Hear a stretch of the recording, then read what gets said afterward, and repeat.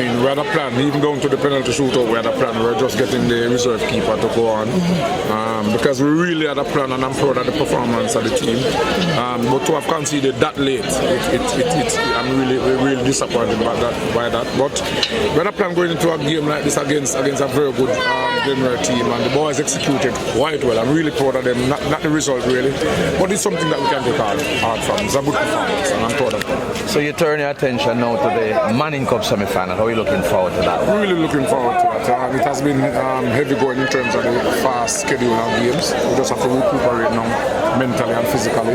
But after a performance like this against a very good Glenmuir team, I'm sure that will motivate us going forward. And if the boys can continue in this vein, this sort of performance maybe will match any Manning Cup team, and I'm hopeful they can deliver a performance like this come week after next, and even better. And I'm certain that we'll be in good sense once they do that. What part of the game were you most happy with? I'm happy with how we executed the plan. I mean, we're very close technically, both myself and Coach Pete. We have been working together, and both systems will have developed together. So it's really a tea-talk between both of us.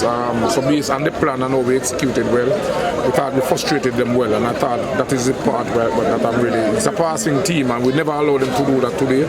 We really allowed them possession in some areas that didn't hurt us really. So in terms of execution, in terms of the plan, we were very happy with that. All right. Thank you.